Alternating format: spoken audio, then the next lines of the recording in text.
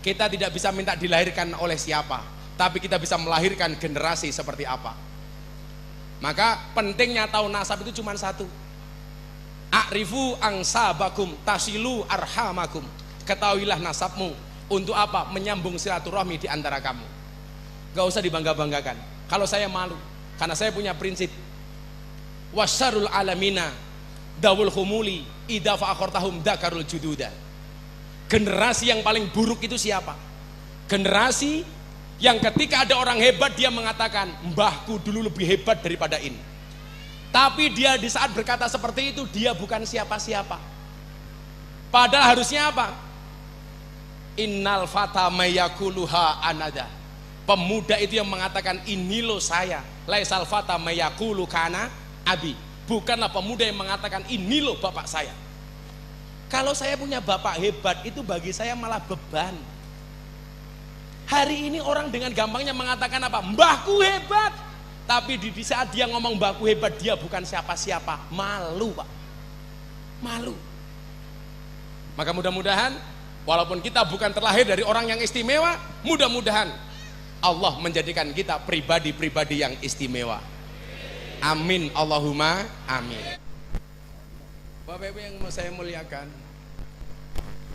saya teringat satu malam saya mendengarkan petuah dan mawaid dari Abah terkait bagaimana cara orang-orang yang tidak mencintai Indonesia, bagaimana cara mereka pengen menghancurkan Indonesia. Saat itu Abah Lutfi dawuh kepada kita semuanya, nah, pengen menghancurkan Indonesia itu caranya adalah dengan menghancurkan Nahdlatul Ulama. Bagaimana cara menghancurkan Nahdlatul Ulama? Caranya gampang, dengan mengadu domba sesama kiai. Kiai ribut dengan kiai, Habib ribut dengan Habib, Gus ribut dengan Gus. Bahkan kiai ribut dengan habaib. Itu disampaikan Abah Lutfi sudah sekian tahun yang lalu. Dan jawabannya adalah hari ini. Bagaimana di media sosial hari ini kita dibentur-benturkan antara kiai dengan habaib, saling mencela antara satu dan yang lainnya. Padahal mohon maaf, beliau menyampaikan sudah sekian tahun yang lalu. Disitulah kemudian saya teringat sabda Nabi, ittaqu firasyatal mu'min fa innahu yanzuru binurillah. Takutlah kamu sekalian, waspadalah dengan firasyatnya orang-orang mukmin, para kekasihnya Allah. Kenapa? Karena mereka melihat dengan cahaya dari Allah. Yang perlu kita ikuti adalah firasat-firasat seperti ini, bukan justru pendapatnya para dukun. Wasiyo wasi.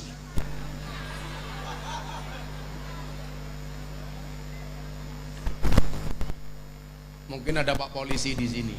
Saya kemarin tuh dilaporkan di Polres Jakarta Selatan oleh Persatuan Dukun Republik Indonesia, PDRI, atas tuduhan pencemaran nama baik dukun. Peristiwanya apa? Saya podcast sama jamaah saya Atta Halilintar. Atta tanya sama saya, Gus, saya mau tanya, kenapa dukun itu dipanggil orang pintar?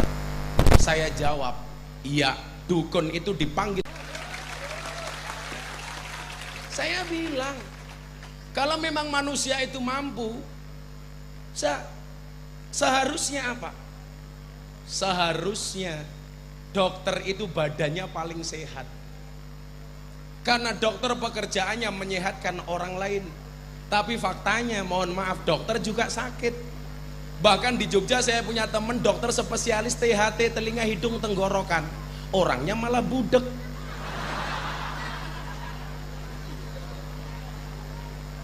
Kalau memang manusia itu mampu, mohon maaf, seharusnya guru itu anaknya paling pinter. Wong guru itu pekerjaannya memintarkan anak orang lain. Tapi faktanya banyak anak guru yang goblok. Kalau memang manusia itu mampu, mohon maaf Pak, polisi itu rumahnya seharusnya paling aman. Karena polisi pekerjaannya mengamankan rumahnya orang. Tapi faktanya polisi sendiri tidak aman. Buktinya ada polisi ditembak polisi di rumahnya polisi.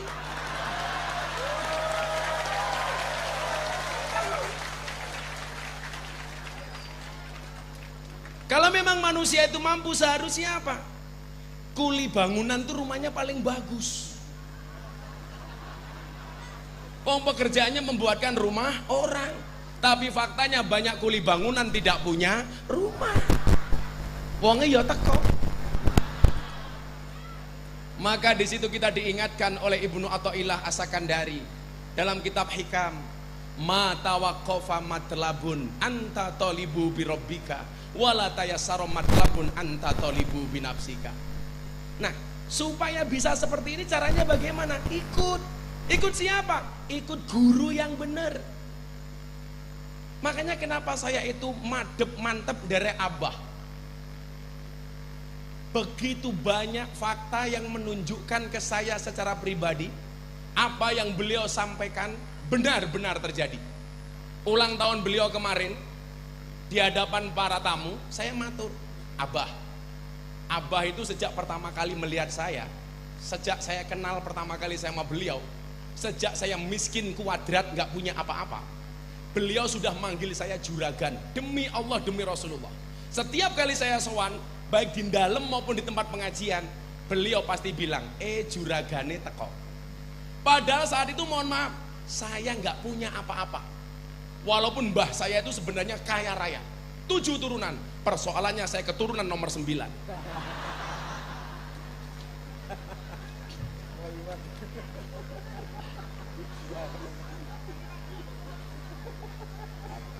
Lewat Pak. Saya itu ingat, kadang-kadang saya mohon maaf, saya itu pernah bawa salam tempel cuma 50.000 ke Abah, malu betul saya. Waktu itu apa? Saya malu kalau ketemu guru itu mohon maaf tidak ngalah berkah. Istri saya punya uang 50.000 Pak, mau beli susu anak saya, hanya punya 50.000 tok. Kalau bahasa Indonesianya apa? Sehanya-hanyanya. Orang Jawa bilang sak mung-mungi. Saya matur, saya pengen sowan Abah. Bun, izin, boleh enggak 50.000 ini untuk ongkos transport saya ke Pekalongan. Saya naik motor sampai Pekalongan. Saya sowan Abah, melihat wajah orang alim itu kan ayem. Betul? Karena an-nadru ila wajil alim wa huwa ibadah, memandang wajah orang alim itu ibadah. Makanya kalau saya ngaji bersama PSK, dalil ini selalu saya pakai. Memandang wajah orang alim itu ibadah. Para PSK langsung jawab, beruntunglah kami wahai Tuhan, memandang saja ibadah, bagaimana bisa ngeloni? Wah, lari saya Pak. Cuaks. Nah, saya pulang anak saya nangis karena istri saya nggak kuat beli susu. Tapi apa? Saya sowan dalam, Abah bilang, juragane teko. Saya waktu itu mikir, saya miskin kenapa Abah panggil saya juragan? Saya pulang anak saya nangis Pak. Akhirnya malam itu mohon maaf anak saya nggak kuat nyusu Pak. Apa yang terjadi? Subhanallah, saya rebutan susu dengan anak saya. Saya kemarin tanya sama Abah, kenapa saya dipanggil juragan? Beliau bilang apa? Dongo nak. Maka saya meyakini apa yang saya alami hari ini keberkahan dari doa beliau. Saya miskin dipanggil juragan, alhamdulillah. Dari saya belum siapa-siapa, nothing, sampai hari ini kemudian dilihat sama orang atas bimbingan beliau. Maka yang pertama saya sampaikan, saya ingat betul bagaimana kemudian saya masuk kamar awal pula saya bikin pesantren tahun 2012. Beliau bilang begini sama saya. Pertama kali saya dipanggil di kamar beliau, juragane kon mlebu, saya masuk. Abah duduk di kursi, saya pijiti kaki beliau, beliau bilang apa sama saya? Kowe gawe pondok le, nggih Pak. Mohon restu. Kamu ingat-ingat. Satu saat kamu akan menemui satu zaman di mana hasutnya kiai itu lebih besar dibandingkan hasutnya santri. Saya waktu itu mikir maksudnya apa, dan ternyata benar Pak. Setiap kali kemudian saya punya problem, kadang-kadang yang rusui bukan orang lain tapi teman sendiri. Saya ceramah di gereja tahun 2021. Siapa yang membela pertama kali saya? Abah Lutfi. Saya di klub malam, siapa yang membela saya? Abah Lutfi. Siapa yang mencaci saya? Juga banyak teman-teman ustadz dan kiai. Saya bilang, saya dicaci bukan karena beda pendapat, tapi karena beda pendapatan. Jadi mohon maaf para habaib, para kiai, hari malam ini kita berada di atas panggung yang sama, tapi ingat dengan amplop yang berbeda.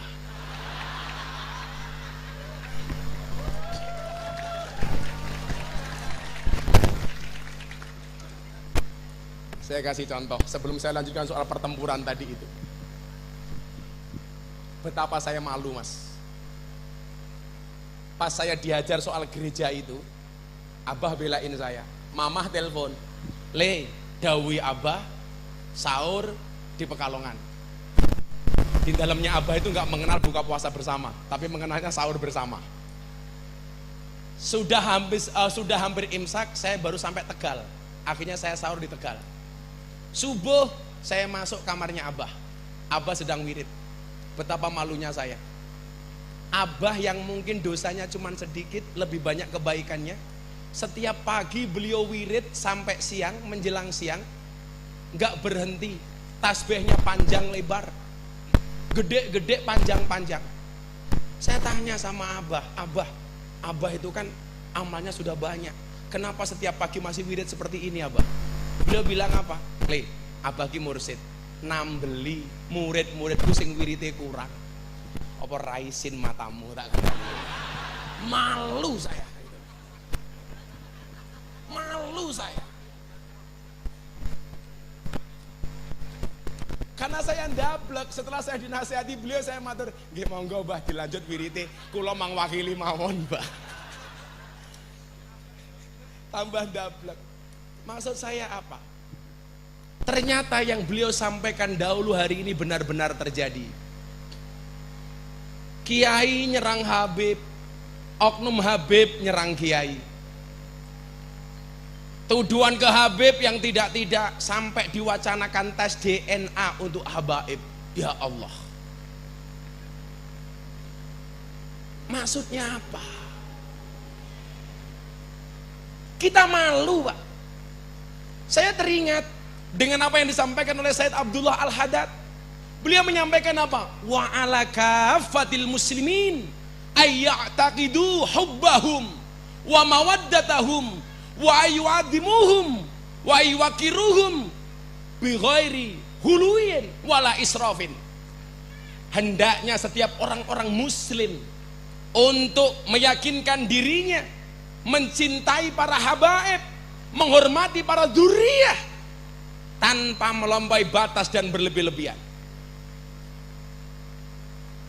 Saya bilang, Abah itu tidak minta untuk dihormati, tapi kita yang butuh menghormati Abah, betul? Abah nggak minta disowani, tapi kita yang butuh sowan. Kowe iki sowan, nggawa masalah.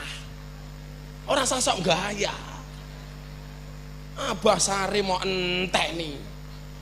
Abah pulang ngaji jam 2 malam masih kamu tunggu. Yo ora minggat-minggat, padahal menggawa masalah tak kandhani. Aku yo hoo.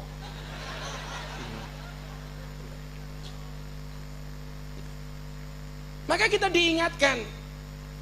Imam Al-Ghazali dalam kitabnya beliau menulis Syarafun Nasabi min salasi jihadin. Kemuliaan nasab bisa ditinjau dari 3 sudut pandang. Yang pertama, al-intiha ila syajarati Rasulillah sallallahu alaihi wasallam. Nasab yang langsung terhubung dengan baginda Rasulullah Muhammad sallallahu alaihi wasallam. Fala yu'adilahu syai'un. Ini nasab, enggak ada lawan. Maka guru saya berpesan, hormatilah para dzurriyyah karena nasabnya bukan nasibnya. Para dzurriyyah Rasul itu dihormati karena zatnya, sementara ahwal dihormati karena sifatnya. Para habaib dihormati karena zatinya, sementara para kiai dihormati karena sifatinya. Jadi mohon maaf, itu kan habibnya nakal, dablek. Jangan lihat perilakunya, lihatlah zatnya. Persoalan kita berbeda pendapat sah. Bukankah dalam kitab taklim kita diingatkan al-hurmatu khairum minat ta'ah? Saya dengan beberapa habaib yang dianggap keras, berbeda pendapat, tapi ingat, perbedaan pendapat saya tidak mengurangi rasa hormat saya. Saya boleh tidak taat, artinya berbeda pendapat, tetapi tidak boleh mengurangi rasa hormat.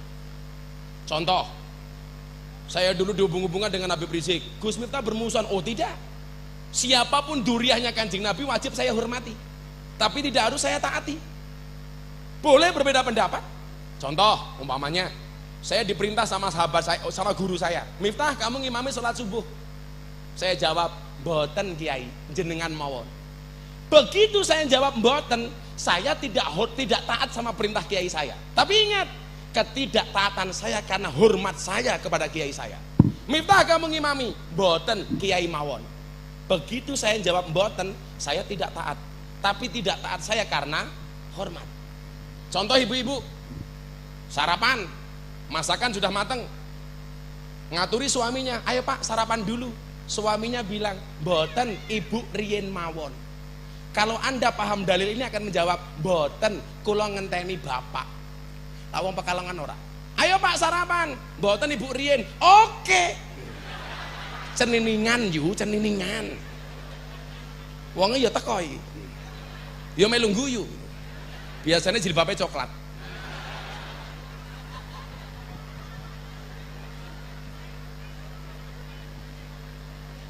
Sing jilbabe pink insyaallah luweh parah.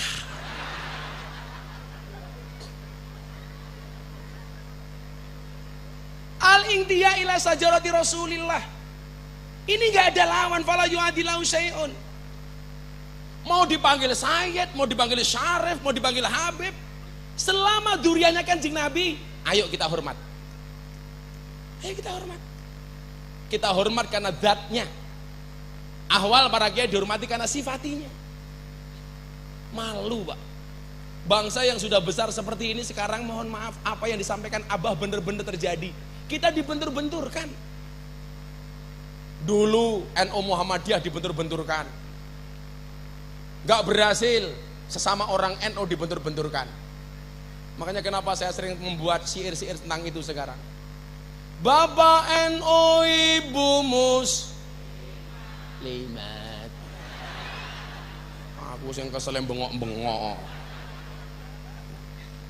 Bapak NU Ibu Muslimat, Kakang Ansor Ade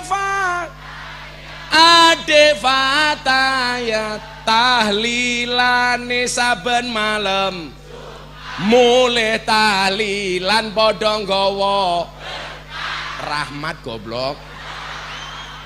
Berkat sing dipikir.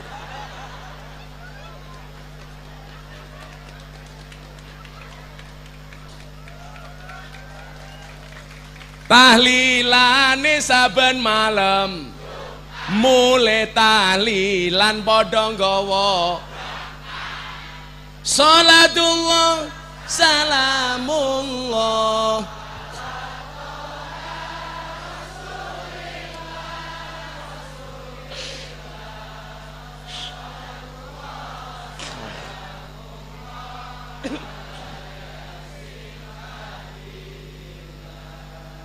Salatullah salamullah.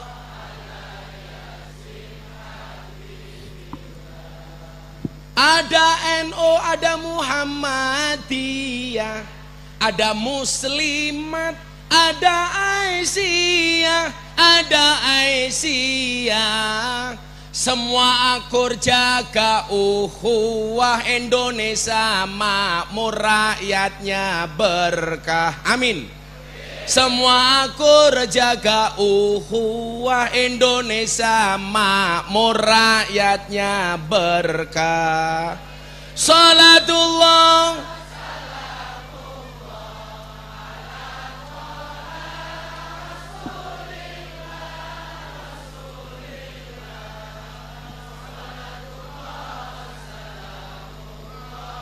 ala yasin habibillah. Salatullah salam.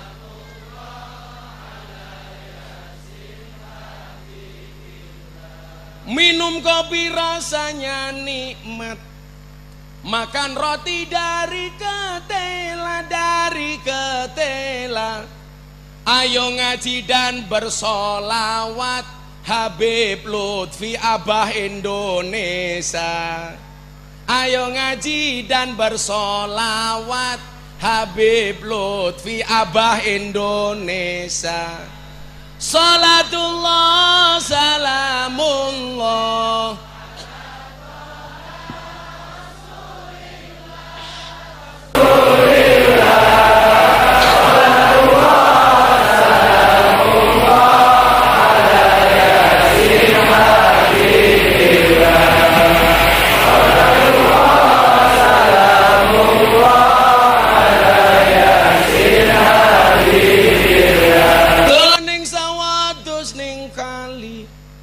kayu nongko digawe lemari, Gus Miftah gagalan sregep ngaji. Oke rondo sing njaluk diajari ngaji yuk.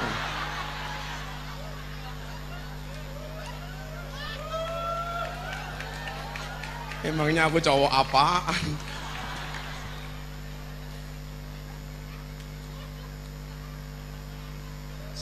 Habib Lutfi Habib Haddad Alwi njaluk ya wis.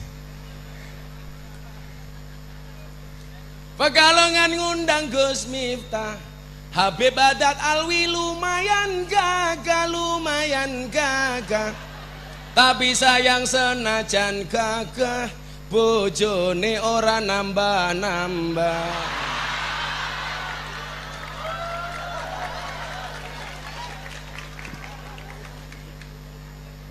Sallu ala Nabi Muhammad.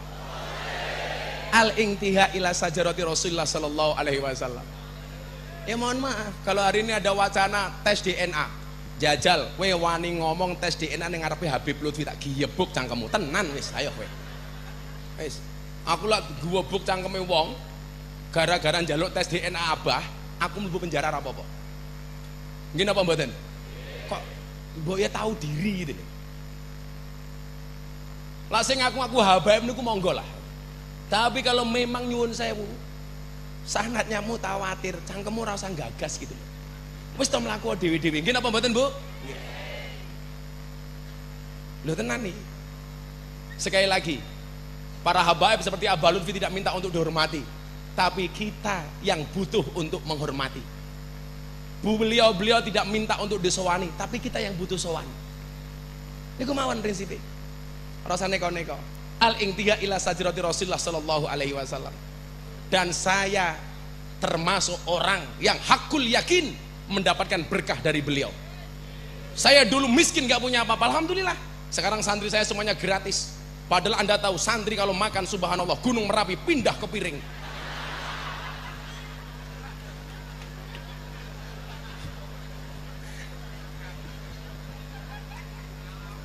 Pengalaman Pak, pengalaman jadi santri.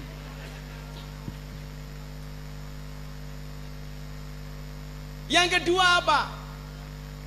Sarafun nasabi min salasi jihadin. Al-intima ilal ulama alladzina hum warasatul anbiya. Nasab yang nyambung kepada para ulama yang mereka adalah ahli warisnya para nabi. Warasatul anbiya, bukan warasatun nabi. Makanya mohon maaf Mas, kamu boleh senang sama satu kiai, tapi nggak usah membanding-bandingkan dengan kiai lain. Falikuli syai'in pak-pakun. Semua orang punya pak-pak masing-masing.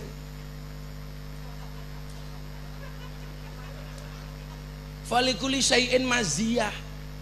Di setiap kekurangan pasti ada kelebihan, dan di setiap kelebihan pasti ada kembalian. Saya itu nggak seneng Beb, aku seneng sama Habib ini, nggak suka dengan Habib itu. Kamu itu bukan Habib kok membanding-bandingkan Habib. Aku seneng karo kiai iki, nggak seneng sama kiai itu. Derajatmu ora kiai kok banding-banding ke kiai. Kan lucu Pak. Kalau tak kemudian kiai itu beda-beda nggih lumrah mawon toh Cah. Nabi jumlahnya 124.000 nabi. Hadis riwayat Ahmad dan Baihaqi. Kiai ahli warisnya para nabi.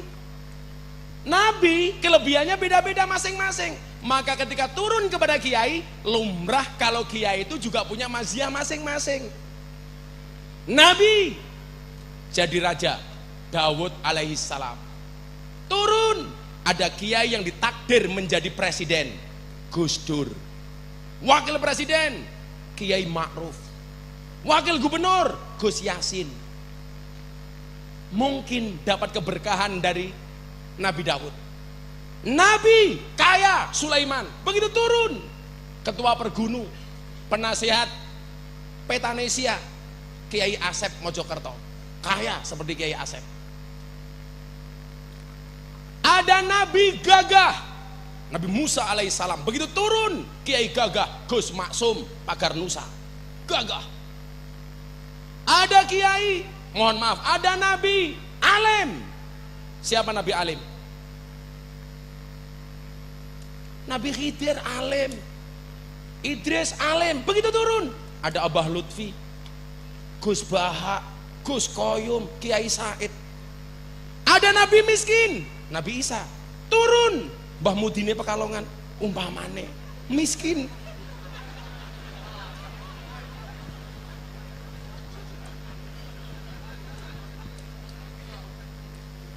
Ada Nabi tampan, Yusuf. Begitu turun ada Kiai tampan. Siapa?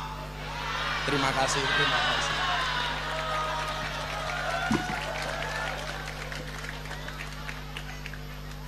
Sing arep bengok cuaks.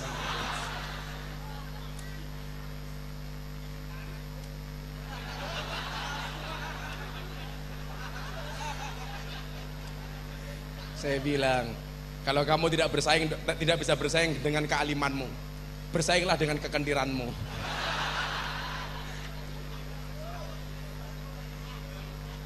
Loh, falikuli sa'in mazia. Saya matur sama abah, kula niku mboten alim, Mbah.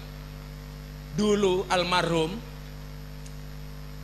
Abah Dimyati Rois, ketika saya diajar soal gereja, yang saya sowani dulu pertama Abah Lutfi, kemudian setelah itu saya ke Abah Dimyati Rois. Saya dibilang apa? Bener, Miftah niku mboten alim. Tapi ingat, qalilum minal yakin khairum min katsirin minal ilmi wal amal. Sing kula duweni niki titik, Pak. Tapi alhamdulillah manfaat. Mergo kula yakin. Saniki kata santri alim tapi ra manfaat. Maka kalau orang bilang, "Alah Miftah goblok," ora masalah, gobloknya laris.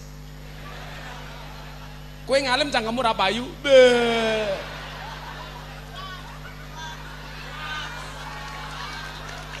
Harusnya malu loh yang alim itu. Yang nggak alim saja manfaat. Kamu merasa alim, kenapa nggak bisa manfaat? Saya dulu ceramah di gereja. Anda tahu faktanya? Sebelum ngundang saya, sebenarnya yang diatur itu abah. Karena abah ini abah Indonesia, diaturi abah sama pendeta Johan. Abah Ramadan harus di dalam, akhirnya ngundang saya. Mungkin saat itu kalau yang ceramah abah di situ, no problemu. Siapa yang berani membuli abah? Kekrek cangkeme kok ngapa kowe? Sing ngekrek aku. Begitu saya yang ceramah, Beb, mohon maaf, saya keluar dari gereja dan langsung diposting sama Deddy Corbuzier. Ceramah saya sehari ditonton 7 juta kali, dikomentari 120.000 kali. Dibilang Miftah kafir. Keluar ditanya wartawan, bagaimana Gus dibilang kafir? Enggak masalah, syahadat lagi.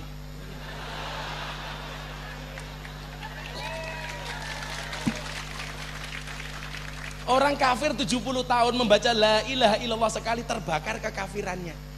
Lah aku ki ben bar salat tahlilan kok omong-omong kafir, kan goblok. Indikasi kekafiran saya apa? Karena masuk tempat ibadah agama orang lain. Kalau indikasi orang kafir gara-gara masuk tempat ibadah agama orang lain, berarti orang Jawa Tengah banyak yang kafir, Bu. Kenapa? Sering masuk Candi Prambanan dan Borobudur. Saya mengucapkan selamat Natal sama tetangga saya, karena kampung saya, Beb, 60% Katolik. Kalau saya lebaran, dia datang kayak kemarin, Gus, minal aidin wal faizin. Cangkemnya pendeta loh, minal aidin. Teman saya. Begitu dia Natalan, saya bilang, pendeta, rayakan Natalmu dengan sukacita sebagaimana aku Miftah merayakan Idul Fitri dengan sukacita. Orang bilang, Miftah Kristen. Loh, siapa bilang? Kok gara-gara ngomong itu saya jadi Kristen? Kemarin hari Ibu saya mengucapkan selamat hari Ibu, nggak jadi ibu.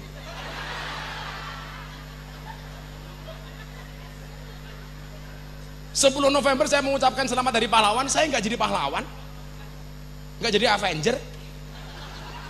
Kamu yang jomblo mengucapkan selamat menikah, tetap jomblo.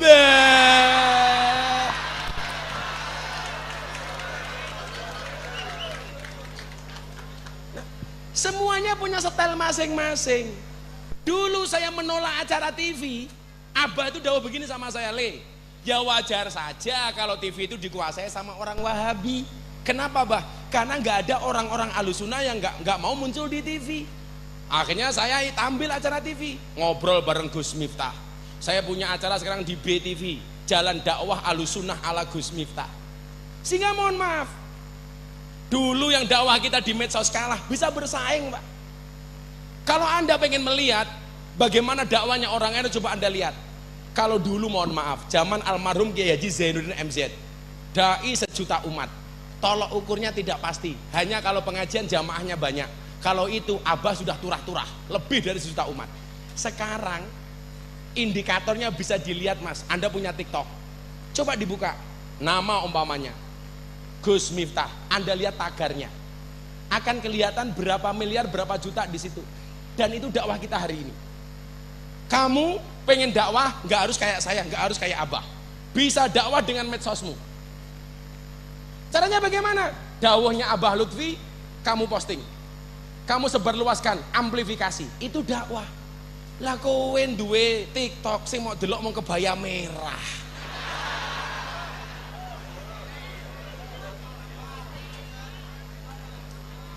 Kan aku jadi ingin. Al-intima ilal ulama alladzina hum warasatul anbiya. Kalau caranya beda-beda, Le, lumrah. Makanya mohon maaf, saya itu sangat ngefans sama ulama namanya Imam Abu Hasan Asadili, yang punya Sadiliyah. Kiai-kiai NU rata-rata Sadiliyah. Persoalannya satu, Imam Abu Hasan Asadili itu tokoh sufi, kayak Abah ini presiden sufi dunia. Yang perlu diingat, Sadili mohon maaf, dia sufi tapi kaya raya. Lah kesalahan Kiai NU itu satu, yang dicontoh sufinya, tidak mencontoh kayanya. Kalau ada kiai kaya dianggap berlebih-lebihan dan hubud dunia. Pujiannya dilanggar apa? Rugi dunya ora dadi apa-apa, rugi akhirat bakal cilaka. Kuwi sing kandha sapa? Urusan dunia, urusan uang itu harus idhar. Robbana atina fid dunya. Enggak boleh ikhfa fid dunya. Idhar fid dunya, harus jelas.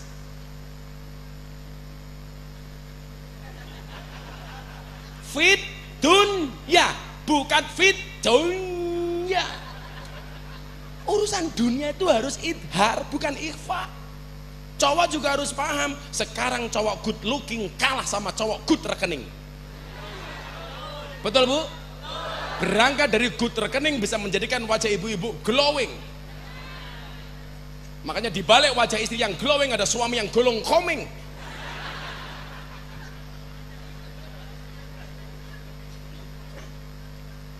Sudahlah, kita ulama semuanya punya kelebihan masing-masing. Kalau saya itu nggak usah dianggap ulama, saya santrinya Abah. Saya dulu ketika dibully gara-gara klub malam, Abah bilang apa? Miftah kuwi bengkel, wajar kalau bajunya kotor. Miftah kuwi bengkel, wajar kalau bau. Maka ketika di TV saya sampaikan, kata Abah Lutfi, saya itu bengkel. Saya bilang apa? Ibarat orang sholat di masjid, ada yang tukang adannya, muadzinnya, ada imamnya, ada khotibnya, ada yang mimpin sholawatnya, ada yang mimpin tahlilnya. Di mana posisi Miftah? Cukup sebagai pembersih WC dan toilet. Kenapa?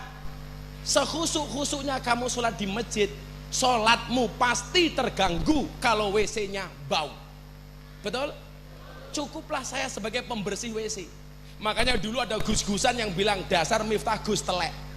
Saya bilang, saya bangga disebut Gus Telek. Kenapa? Karena telek itu sakti. Buktinya apa? Tidak ada orang berani nginjak-nginjak telek.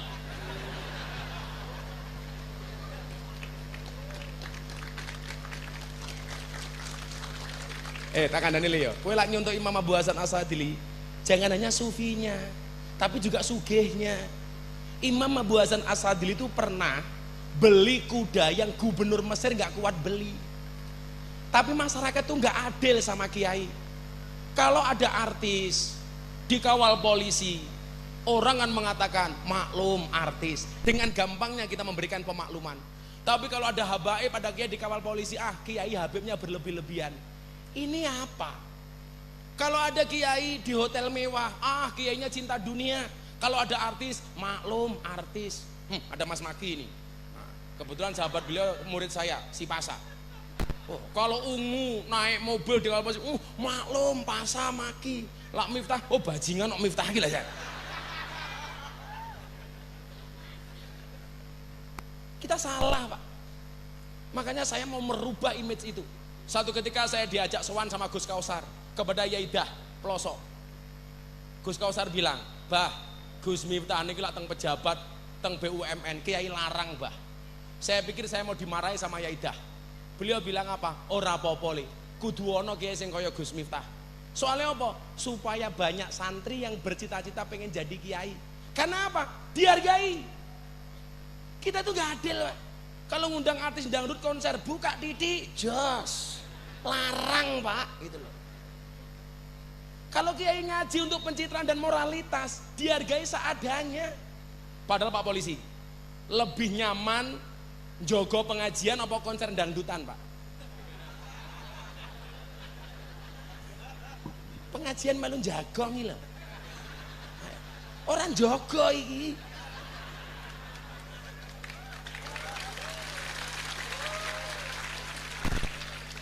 Jalan nunggu konser, polisi ini enggak nih, yes. Ngono larang, Pak. Padahal apa? Ro'a itu hakul mu'alim. Hak yang paling hak itu adalah haknya guru. Maka mindset itu saya rubah. Di satu sisi saya dibully, tapi di satu sisi ada harapan para santri bahwa ternyata jadi kiai itu bisa keren. Kayak Imam Abu Hasan Asadili. Ketika Imam Abu Hasan Asadili dikritik sama muridnya, "Kiai, Anda itu tokoh sufi, kenapa pakaiannya mahal?" Apa jawaban Imam Abu Hasan? Santriku, aku duwe ra tau mikir, awakmu sing ra duwe malah mikir. Berarti sing ra zuhud ki rupamu, tak kandhani. Kita itu lucu. Orang duwe Alphard mikir Alphard. Kayak sing duwe Alphard bensin enteke piro? Bane lak mbledos kepiye? Pajeke piro? Kok goblok men. Orang duwe melu mikir, sing duwe ora tahu mikir.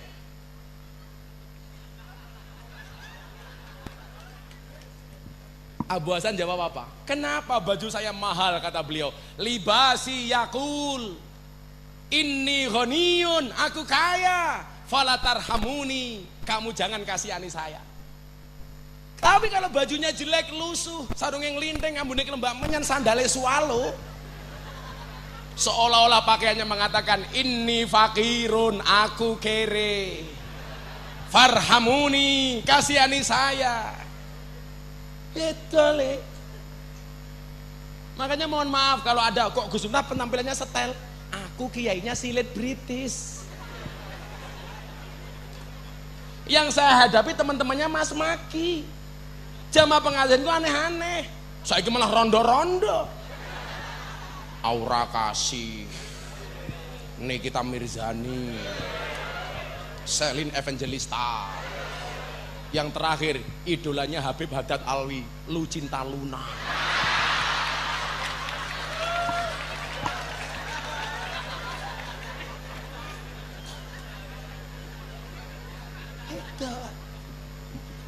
Saya juga pesen ya sama teman-teman pemula dai. Kadang-kadang kita itu salah menempatkan dalil, Mas, misdalil gitu loh. Contoh begini, mohon maaf, saya pernah Jumatan di pinggiran Kali Code yang mayoritas orang miskin. Khotibnya dengan bangga dan gagahnya mengatakan apa? Hendaknya kita berperilaku zuhud. Apa itu zuhud? Tarkud dunya li ajril akhirah, meninggalkan dunia untuk mengejar akhirat. Lah wong kere mau ajak meninggalkan dunia, orang mau tinggal ke wae kowe wis kere. Ini salah dalil, Pak. Seharusnya apa? Kalau berbicara dengan mereka apa? Wala tangsa nasibaka minad dunya. Jangan tinggalkan nasibmu tentang dunia. Begitu, Pak. Ngomong zuhud tuh kayak saya kemarin diundang sama presiden di acara forum silaturahim ketua umum parpol. Ketua umum parpol bersama Presiden Jokowi. Itu ngomong zuhud pas. Supaya apa? Pejabat tidak korupsi, tidak pamer. Jadi polisi boleh kaya, tapi nggak usah pamer dan. Ingat komandanku, Pak Tentara, Pak Polisi, kekayaan itu seperti celana dalam. Maksudnya apa? Boleh dipakai, tapi nggak usah dipamerkan.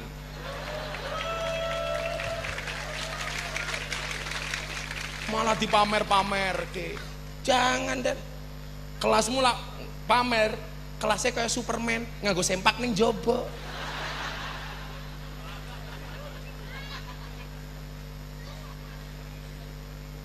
Oke, ayo le, aja salah dalil le. Contoh begini, coba sebelum yang terakhir. Dalil yang bunyinya perempuan yang paling baik itu adalah yang paling murah mas kawinnya. Itu seharusnya yang membaca cewek apa cowok? Cewek, Pak. Kalau cowok itu menjajah cewek. Yang membaca harusnya cewek supaya cewek tidak banyak tuntutan kepada suami.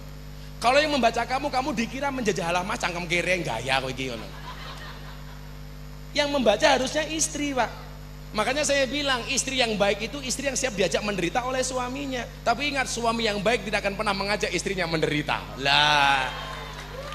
Tapi sebaliknya, hadis yang bunyinya Nabi Muhammad memberikan mas kawin kepada Siti Aisyah 20 ekor unta. Itu dibaca cewek apa cowok? Cowok. Supaya lebih bertanggung jawab kepada istrinya, bukan cewek. Kalau cewek, yang terjadi kayak di Jawa Barat, gagal nikah gara-gara minta mas kawin sertifikat rumah.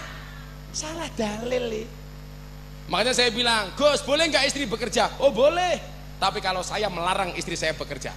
Begitu saya menikah, walaupun saya miskin, saya bilang sama istri saya, cukuplah kamu menjadi tulang rusukku, biarkan aku menjadi tulang punggungmu. Wow. Kenapa? Karena cowok itu tulang punggung, bukan tulang tulung.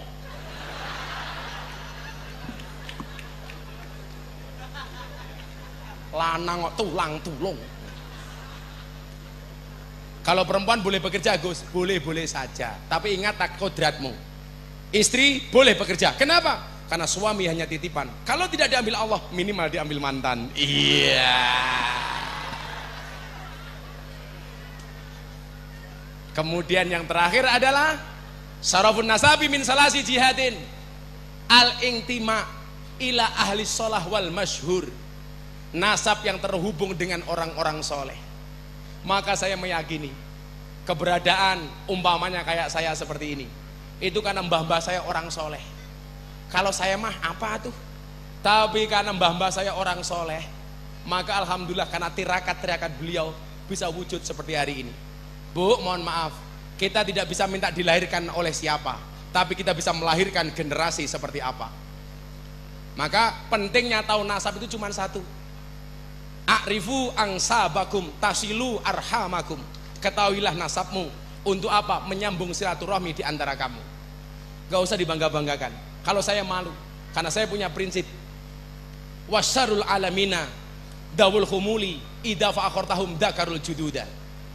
Generasi yang paling buruk itu siapa? Generasi yang ketika ada orang hebat dia mengatakan, mbahku dulu lebih hebat daripada ini. Tapi dia di saat berkata seperti itu, dia bukan siapa-siapa. Padahal harusnya apa? Innal fata mayakuluha anada. Pemuda itu yang mengatakan ini loh saya. Laisal fata mayakulu kana abi. Bukanlah pemuda yang mengatakan ini loh bapak saya.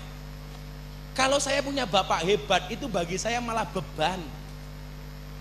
Hari ini orang dengan gampangnya mengatakan apa? Mbahku hebat. Tapi di saat dia ngomong mbahku hebat, dia bukan siapa-siapa. Malu, Pak. Malu. Maka mudah-mudahan, walaupun kita bukan terlahir dari orang yang istimewa, mudah-mudahan Allah menjadikan kita pribadi-pribadi yang istimewa. Amin, Allahumma amin. Melupakan Allah itu dosa, melupakan orang tua itu durhaka, melupakan Abah Lutfi mana bisa. Terima kasih. Assalamualaikum warahmatullahi wabarakatuh.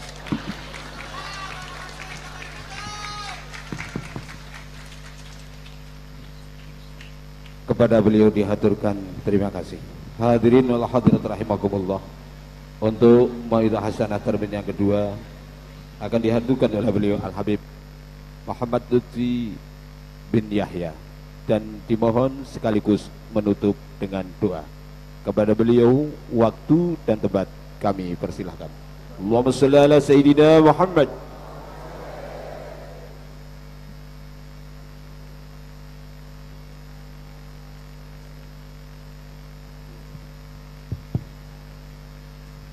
Assalamualaikum warahmatullahi wabarakatuh. Alhamdulillah wassalatu wassalamu ala Rasulillah wa ala alihi wa sahbihi wa mawala amma ba'du. Yang saya hormati dan yang saya banggakan para sepuh, bini sepuh, para yai,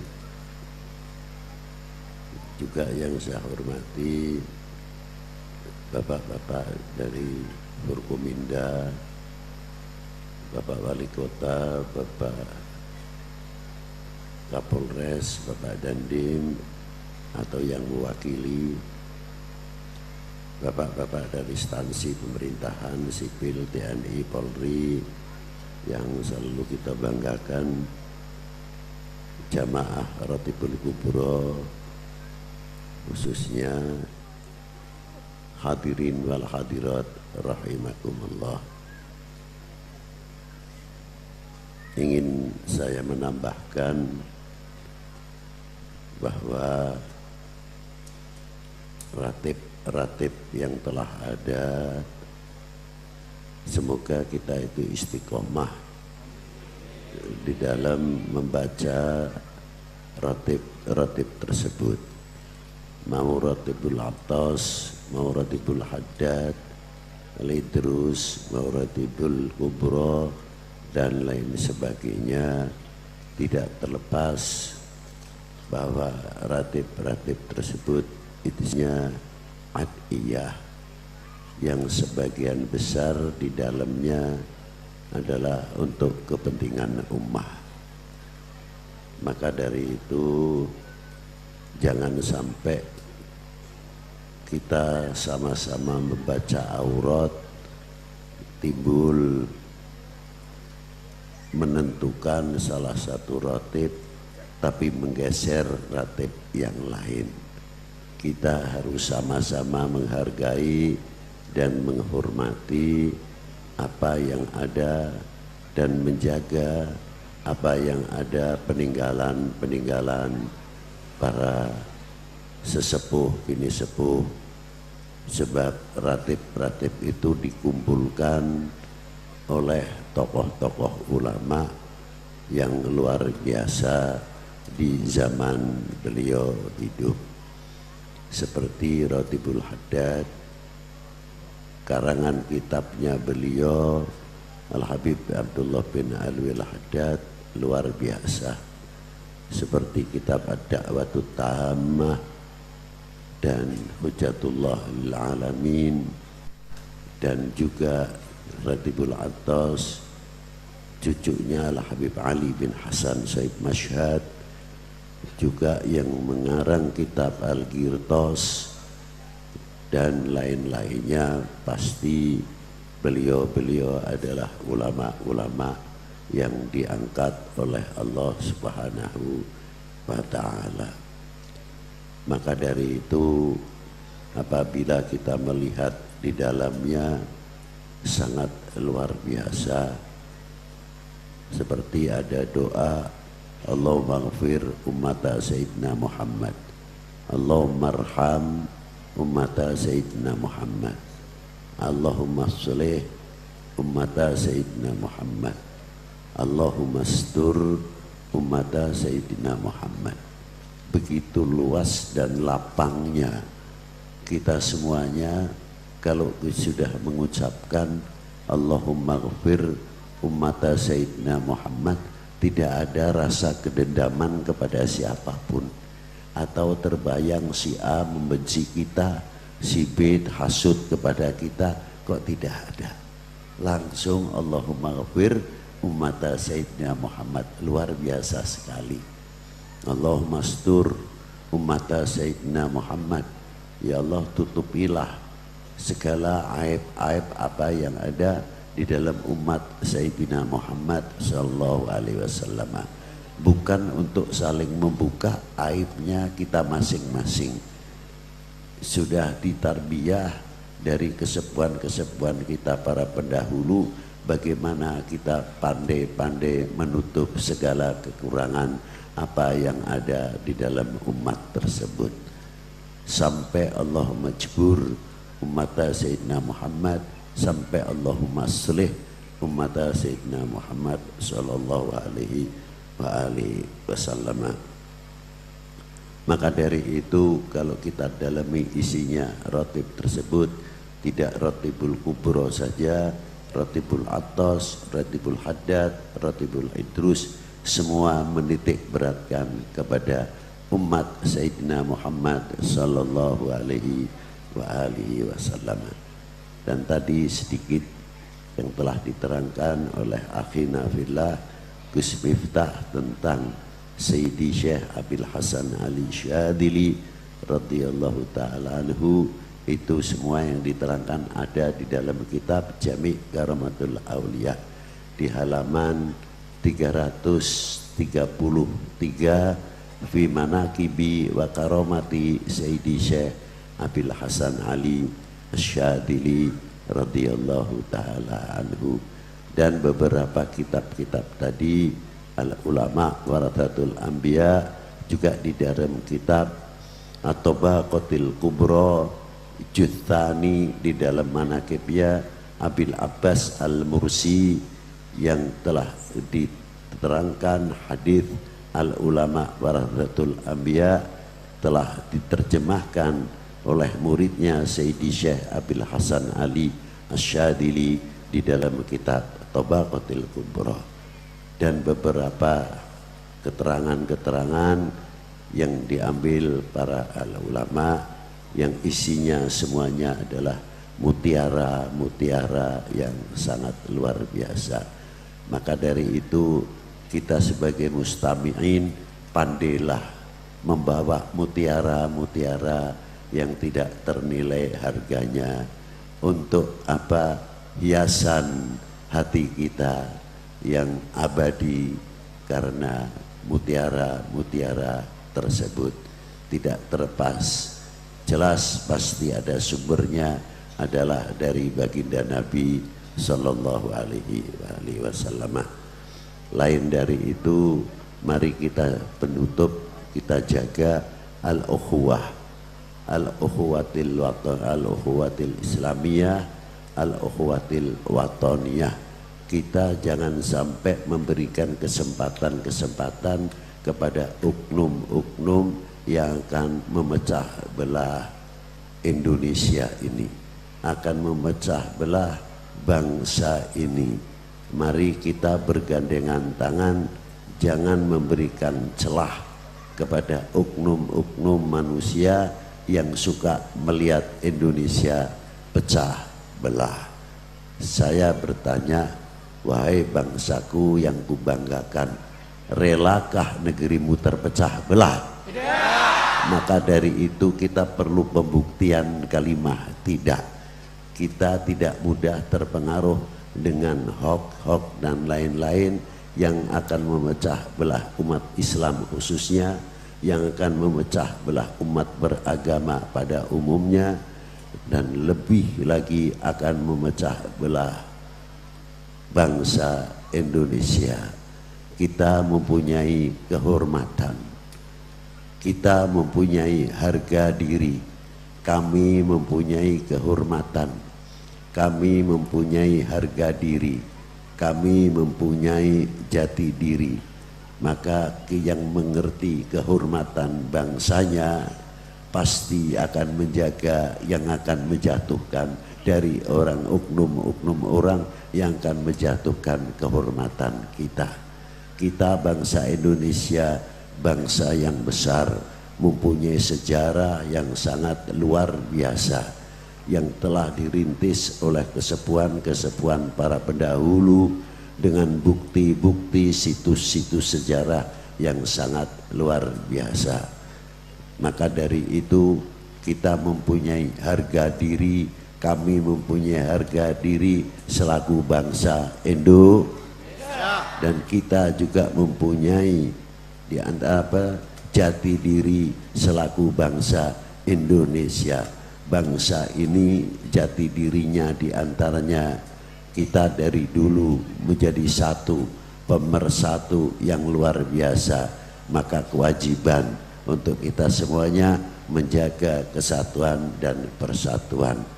Apalagi akan mendekati pemilu nanti 2024. Kita siapkan dari sekarang menjadi bangsa yang kokoh, yang tidak mudah dipecah belah. Setuju? Betul. Maka dari itu harapan sebagai seorang bapak tidak suka melihat anak cucunya cerai-berai, tidak suka melihatnya anak cucunya saling menyakiti di antara satu sama yang lain. Bapak sebagai orang yang dijadikan bapak paling senang apabila keluarganya saling asuh, saling menyayangi, saling membantu. Itu kebahagiaan tersendiri. Tapi apakah jadinya bila mana bapak itu meninggalkan putra putrinya dalam keadaan pecah belah? Apa yang ditunggu sebetulnya? Rahmat dari Allah Ta'ala sebab dari anak-anaknya, tapi apa yang turun adalah menjadi fitnah di dalam kuburnya para bapak-bapak kita. Bagaimana pendiri-pendiri bangsa ini, para leluhur kita yang berjuang mati-matian luar biasa sehingga kita bisa menegakkan sang saka merah putih kembali. Itu jasa siapa? Kita pernah mempunyai kontribusi apa? Manggul bambu runcing pun belum pernah, terkecuali manggul bambu runcing dalam karnaval. Mungkin badannya dicoreng-coreng seolah-olah ada darah dan sebagainya. Tapi kalau suarane dor melayu dhisik. Nah itulah. Cuma alhamdulillah masih ada kesemangatan. Lah kontribusi kita itu apa? Kontribusi kita adalah satu, menjaga keukhuwahan, menjaga kesatuan persatuan. Boleh berbeda. Kita makan di restoran, satu senangnya udang, satu senangnya sate, satu senangnya lagi opor, ada senang lagi lain-lain. Tapi yang makan tidak ribut. Pak umurnya berapa? Saya 60, masih suka sate pak ya? Tidak beludrek ya? Tidak. Yang satu ini udang, kolesterolnya tinggi, ya nggak ribut. Yang makan udang santai saja, yang sate saja, tidak meributkan apa yang dihadapinya. Bahkan setelah selesai makan barengan rebutan membayar, ditanggung. Wis aku wis duit murah payu aku sing nanggung, dan semuanya bisa kompak. Masa kita kalah dengan orang restoran? Masa kita kalah dengan orang makan bersama-sama di dalam restoran? Harusnya kita harus tahu. Ini yang contoh yang kecil-kecilan.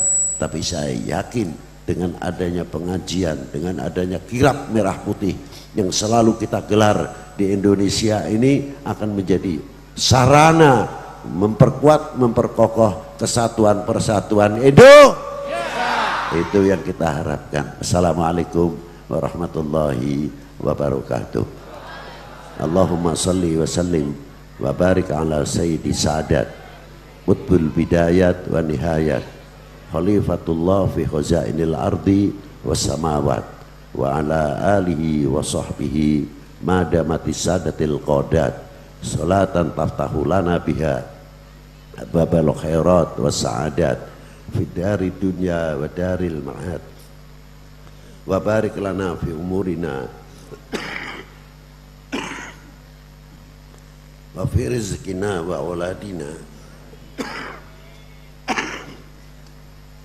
wa ikhwanina minal mu'minina wal mu'minat wal muslimina wal muslimat aina makanu fi jami'il jihad wal bilad wa tunjina biha wa iyahum min jami'il ahwali wal afat wa min syarril hayat wa syarril mamat ya waliyal hasanat wa qadiyal hajat subhana rabbika rabbil izzati amma yasifun wassalamun alal mursalin walhamdulillahi rabbil alamin.